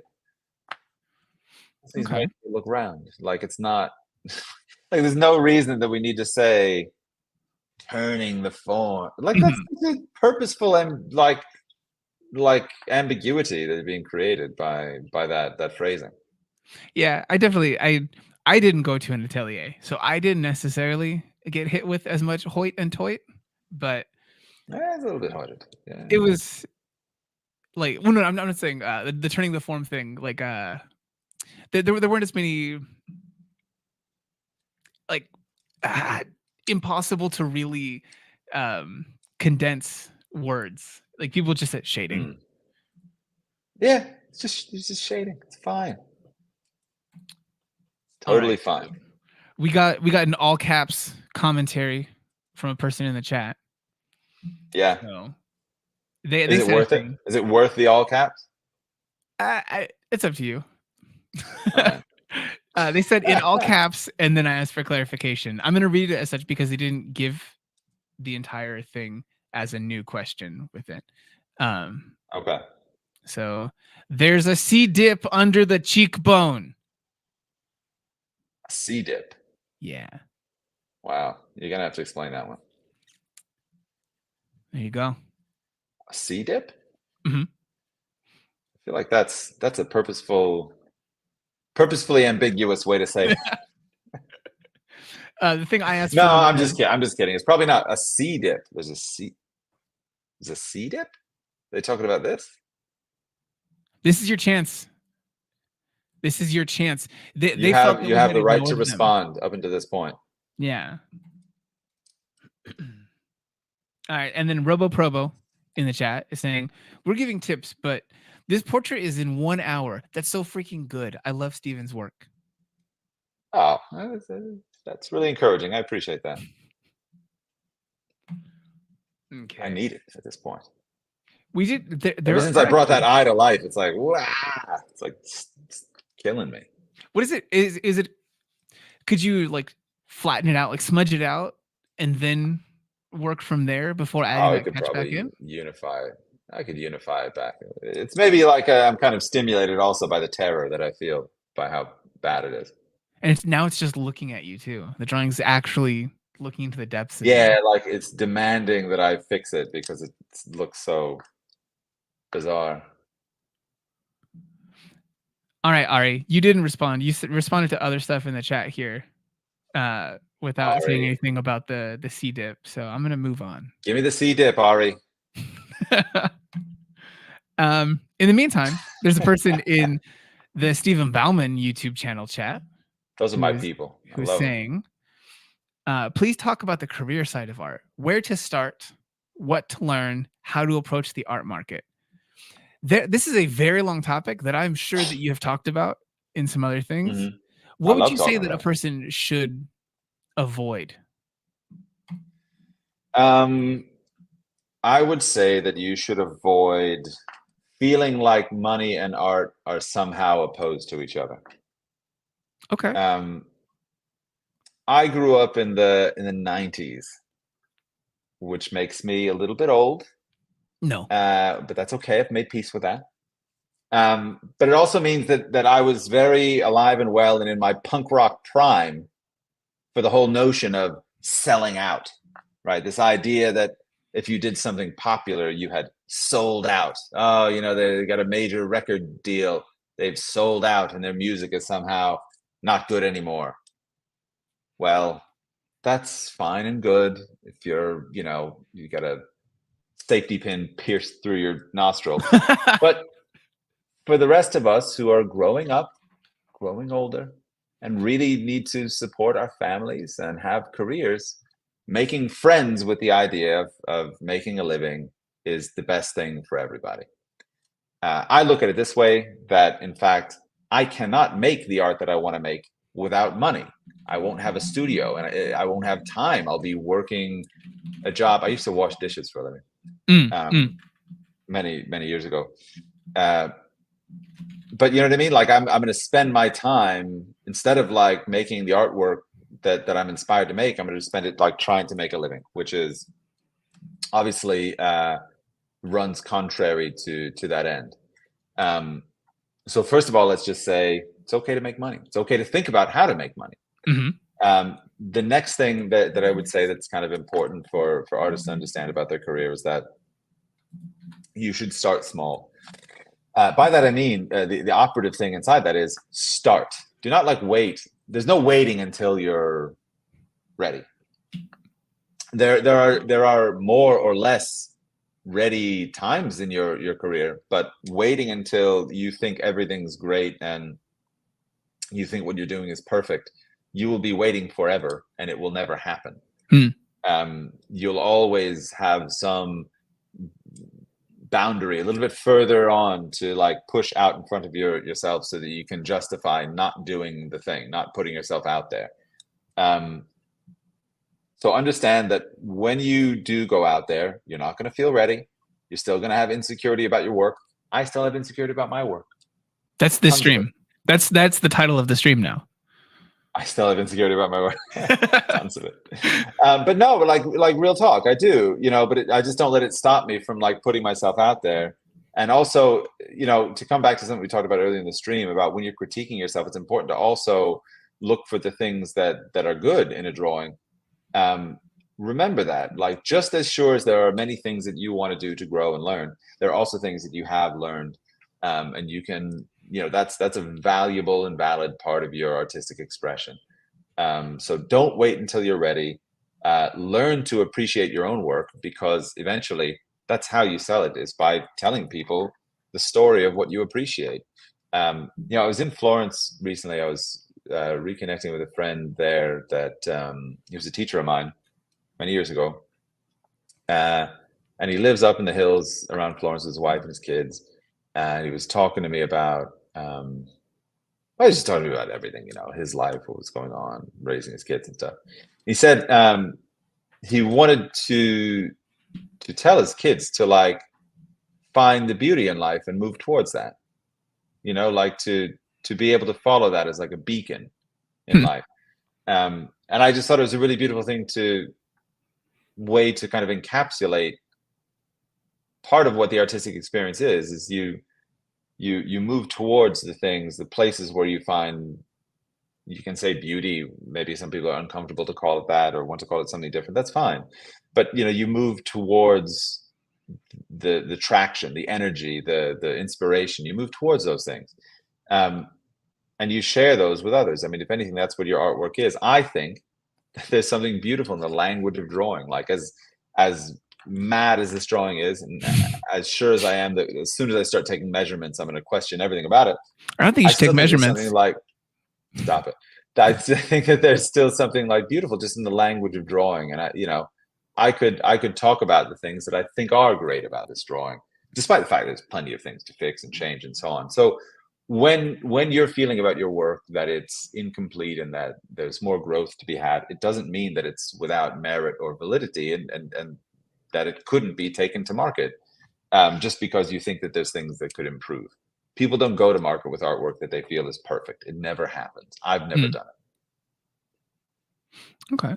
Yeah, I like the like the extraction of that one. I think you took it to a good place. Okay. All right. There's so many words in this chat from Ari now. Ari. I'm gonna try. All right, Ari. To synopsize, Ari. Simplify. It's a core skill in drawing. Yeah. So Ari, I'm gonna, rather than trying to actually condense all the things here, if you can give it in one, I'll deliver it, please. You got to synopsize, Ari. Yeah. Right now we're in a string of correction after correction. There's just the one. This is not putting you on the spot. Everyone's had this. I had it when I was Ari, trying to you're on the describe that spot. area. You're hugely on the spot. That's where we're putting it. So I'm gonna go to another one in the meantime. Get down to like one that would have all the information that you want to give in this. Okay. So PK said in the chat, the tip of the nose on the left should be lighter. On the model, there is a distinct line on the bridge of her nose between light and dark. Bridge of her nose. Bridge of her nose is up here. But you're saying the nose. Wait a minute. I need to understand this. The bridge of the tip of the nose on the left should be lighter. Okay. On the model, there is a distinct line on the bridge of her nose between light and dark. But then the bridge of the nose is up here. Mm-hmm. So they're talking about the tip of the nose being lighter, and then there being a division between light and dark, and then the bridge of the nose is up here. Do they mean that far edge, the edge where it meets, that they feel that there's a like here darkness that continues? I mean, it could be like I see that there's one here. Yeah. But that would mean to me that I would need to like darken actually the most of the top plane of the nose, kind of bring that edge out. But I wanted to avoid getting like too dark up there. But I think the tip of the nose being lighter, I totally get that. I kind of over darkened it just to kind of get it to have like a little bit of an identity visually. And probably I've just left it that way, and it's kind of reading as a bit funny. I got you. Yeah, like it was just you were trying to treat a specific thing, and you had unintended consequences. That is exactly what it did. Okay. The nose is a bit funky. I'm not gonna lie. I sense the funkiness in it. Fairy Lee in the chat. Yes, this will be available afterwards. I don't know, Stephen, will this be available on your channel afterwards? Because it's up to you whether you choose to put this away or have it be a public. I always leave the streams up. I think it's fair. I think it's fair to do. All right. I'm leaving it up. Nick B in your chat says, selling out just means the art is simplified to a lowest common denominator for mass consumption. Well, I don't know if I agree with that. I don't know if I want to call that like selling out. I mean, it's the same thing like a conversation about shading or not. I mean, that's simplifying the conversation around shading to the lowest common denominator. It's how people use it. And I think that, all right, let's talk about the false dichotomy between like artistic, vision and greatness and popularity. Movies are a great example of this. You can make a great movie and a popular movie. Those things are not like, what's the word? Like in conflict with each other. Yeah. And I think Hollywood shows us that over and over again, that a truly great vision can be expressed so clearly and so beautifully that the world is able to attach to it. And I think that's actually part of it. I mean, I would contend that in fact, if you find yourself totally unable to connect, I think that this is edgy, but let's just question, let's query whether or not that means in fact that you are not completing your message. In fact, that you're not channeling the connection to other people. Like, I mean, ultimately, a value that I hold very dear to me is that I want to make artwork that connects people. And I look at artworks and artwork types that connect people. I think movies connect people. I think music connects people. Comic books connect people. I think that those are all enviable, wonderful qualities. And if I can do that with fine art, if I can do that with something as sort of weird and singular as a portrait, I would be, nothing would make me happier than being able to like connect with a large group of people. If that means selling out, or if that means that I have sold out, I'm not sure. But I think connection is part of my, the point that I want to make in my art. I want people to see it. I want people to connect with it. As many people as possible, really. Mm-hmm. Yeah, I fully agree. I feel like I'm always just like taking the thing that you say, saying I agree with it, and then adding some little like synopsis thing to it. And I don't know if is that good co-hosting? I don't know if that's bad or good. You should, I don't know, try disagreeing. Okay. I think it's trash. I think you should like really drill down into your own personal experience. If people can't follow with you. Well, right. No, that's interesting too, because I think that the popular idea is that art is supposed to be like this. Here's something interesting. I believe that there's a popular idea that art is supposed to be, at its core, just an expression of your unique self. Mm. I would contend that I think art can be many things, but I would contend that in fact a higher calling would be seeing how your unique self connects to a more universal self, right? In the sense that if you are the way that you are, inevitably there are other people like you. And I think that your art is a kind of a conduit to connecting to those people and meaning something to those people. Like my people are really type A personalities that love like design and complexity. And I want to make work that respects that unique part of me, but I do that because I want it as much as possible to connect with people, so being true to yourself and connecting with people is not really at odds with each other. I think that you can't really connect with people truly without being true to yourself. Absolutely. Yeah. I put forward my devil's advocate for the other side, but I do actually, like, to continue the string of them, agree with you. There's the damn it, Steven. I freaking tried, man. I tried so hard. But no, I think that there's the idea of a person wanting to make something that's so unique and so special that it hasn't ever been said before because it's so specific to them.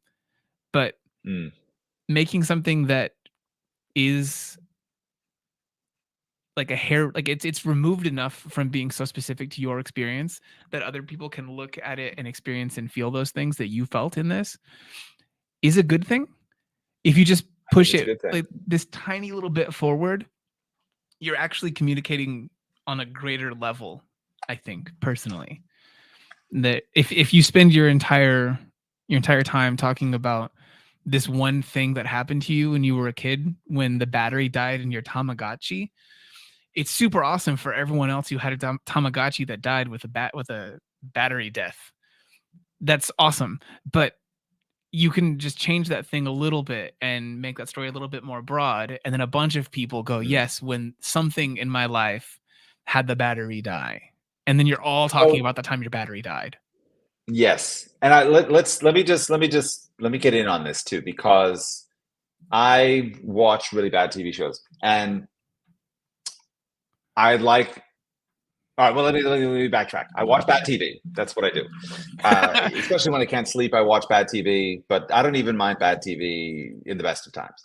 There's a show called the Santa Clarita Diet on Netflix. It's not, people, it ain't good. It's not a good show. But it's about this family, right? In I imagine it's in Southern California, Santa Clarita, but wherein the wife becomes a zombie. She gets this weird virus, becomes a zombie and starts eating people. And it's like how her and her family like cope and adapt to this new reality. Now, the great thing about like sci-fi and like Steven, are you going to say the sci-fi or fantasy? You're literally going to say the thing that I did a value judgment on and was like, nah, I shouldn't go down that road. You're going to say the thing that I was going to say. This is incredible. Okay. This is why we agree on something. All right. This is wonderful. All right. So when you strip away like the science fiction, when you strip away like the the sort of superficial aspects of a story. What it's about is a woman undergoing an incredibly intense change, and how her and her family cope with how she's changing. Mm-hmm. And like, honestly, as somebody who just this winter, I mean, I went through, like, I mean, when I say that I burnt out, like, I was really in real crisis for months and months and months, in therapy, on medication, and it was tough for me, but it was tough for the people I love too. Like, they're obviously massively affected by this. And I'm going to be honest with you, Santa Clarita Diet, not a good show. But in fact, I really connected with it on a deeper level because that theme is inside of it. Like, it's actually great storytelling from that perspective. So there can be connection inside of artwork that's not necessarily always like the deepest theming on the surface. You know, I think we get caught up in making the deepest, you know, who's the smartest and the deepest and who knows the most about art history and stuff. It's like, I don't really care about that stuff. Like, I just want like stories, and I want artwork that I connect with, you know. And I feel like that's those writers, you know, and those actors, like, connecting on a real, like, personal, deep level. And they didn't have to be, you know, some sort of talked about something really simple and really real. And they put it in a package that I could relate to in a place that I could find it. I think all of those things are really important when you talk about making artwork. Thank you for going down that road with that one. I didn't have a good enough thing to really tack onto it, but taking it back to a personal place is good. Stephen, we're a team. We're a team. It's good. We're some sort of idiosyncratic nightmare. Stephen, if we ever get our acts together, that will be a reality. But yeah, no, I very much agree. I think it's not so bad to quote unquote sell out, to make sure that the thing that you're trying to communicate gets communicated. And speaking of selling out, there's a sale on Proko right now, 20% off across the board with the code Summer Sale, which includes Steven's courses. That's proko.com/Bauman. Blocking course, which has a brand new mass drawing module, people. Brand new. It's a good one. It's on sale. You should do it. If you liked anything that was happening here, you're probably going to like what's going on over there, except it'll be a little more rigid and structured. It'll be way more structured. And you'll likely learn a lot more from it than you did from this chaos exhibition. This was a good one. I have no qualms with what happened here. You might feel differently, but no, I loved it. I loved every minute of it, but it is a little bit madness. Ari did get back to us. Ari, what's up? All right. They said, so a pointier cheekbone, then a distinct concave slope underneath it in the photo. Yeah. Between the node and the cheekbone, there is like a de facto kind of concavity. That's true.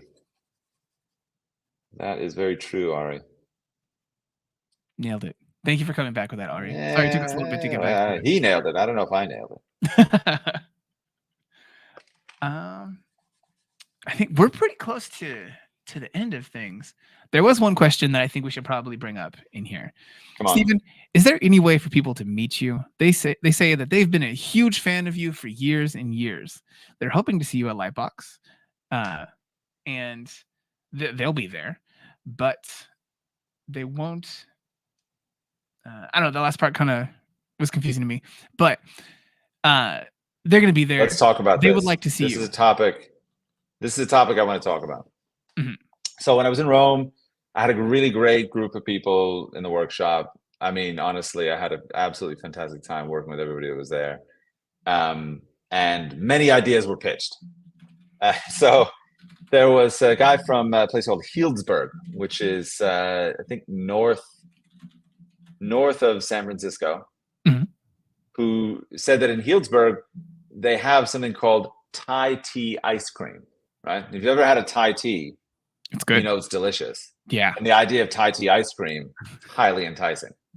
In addition to that, he said you could hold a workshop there. And I thought maybe so, maybe Healdsburg. So I'm going to be looking at places in 2024 and 2025 to do like in-person workshops, and just kind of feeling out the vibe worldwide to see where that's the most fun to do.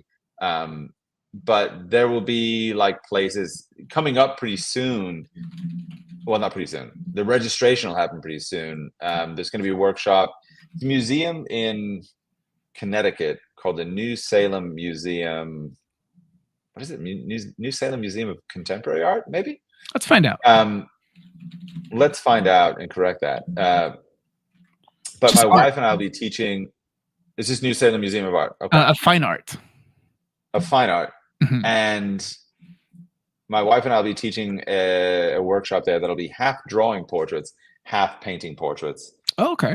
Which should be a really fun time. That's going to be in October. The registration should open up in the next couple of weeks, so keep your eye out for that. I will be very, very likely going back to Rome next year. Okay. So registration for that workshop usually happens. I don't know when, actually. If I'm perfectly honest, I don't remember when it happens. But just if you stay tuned to my if you stay tuned to my social channels and stuff, like I'll talk about it.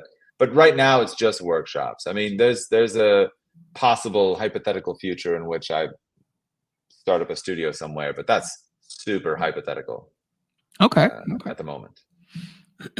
Yeah, but if you're someone in possession of a large, beautiful space in a metropolitan area, email me. I really thought you were gonna go through and say something about Stan for a moment. I really thought that was going Stan direction. Yeah, like you were like, if there's a person who wants to possibly host me for oh, right. Yeah, Stan, call me, buddy. You got my number. Actually, dude, doing some sort of show in the studio space that we have, that'd be pretty fun. Oh man, that would be really fun. If Stan ever got in touch with me, I'll just be here, just waiting for his call. I mean, frankly, he never even responds to any of my messages either. So we're all just in line trying to get a hold of him. Yeah. I would be remiss if I didn't mention during this that if people do want to see a little bit of why Stan sometimes doesn't get back to you every time, there's a documentary that got put out today by the channel Slew. If you guys follow Proko, you've probably seen Slew at some point in time. I'm going to drop a link to it here in the chat. For anyone who is looking for that not in a chat in this kind of way, just look for the channel Slew, SLEW. You'll find it. Slew, Proko, you'll see it. But yeah, it was pretty fun when he came down. He was here for a few days, did a little documentary about Proko in general, a little bit about Stan, a little bit about Watts. So it was good. All right, FYI, I just got a notification from my headphones that they're dying. So this works out pretty well. We're at an hour 53. So if you wanna choose anything to just mention with what you've got going in this piece, you can close out with that. What I got going? I don't know. I mean, we arrived somewhere. If I'm honest, I think this eye is a little bit too high up, like the nose ends up too long. I think that's like a fatal kind of flaw in this one. Otherwise, I mean, we grappled back from being in total chaos to being at least in a semi-ordered place. What I hoped for at the start was just to at least make it engaging to watch a portrait happen, and I think usually a little bit of jeopardy makes that more fun to see. So as a performance art piece, I think it was a success because I had fun and we chatted for a while, and I think it's a halfway decent drawing. In terms of like other stuff that's going on, the book is out. I'm super excited about it. I didn't know if I was going to be excited. Saw the book yesterday, got very excited. So that's available. If you follow the link that's on screen right now, that'll take you to a publisher link and you can get the hardcover edition. Honestly, I think probably we're a few days away from those copies selling out. So no pressure, but if you were thinking about it, like, it's not going to be hanging around forever. In addition to that, obviously there's the Proko courses, there's my Patreon. You can find me all these places. I'm everywhere. It's true. And I hope that I'll be live streaming a little bit more, but I'm gonna be honest with you, I'm doing my taxes right now. It's really bumming me out. So that's just really keeping me from being very public right now. Yeah, that's fair. So for anyone who does want to just follow Steven somewhere so you can find out about all of those things in one whole place, just go follow him. It's Steven Bauman Artwork on most socials, but then I think on Twitter it's just Bauman Artwork, right? That's true. But there's also, by the way, like, I need to put up a landing page eventually. Or no, we have a link in the description of this. If you want to stay up to date on like book release stuff, on studio sale stuff, it all is going to go out through my newsletter as well. So you can sign up to that, and I'll send you a bunch of free stuff. And anytime that I'm doing anything, like when the workshop, the New Salem workshop comes out, like, it's going to be my mailing list first. Okay. I guess, I don't know. Is that it for you, Steven? I think that's it for me. All right. I think we're out.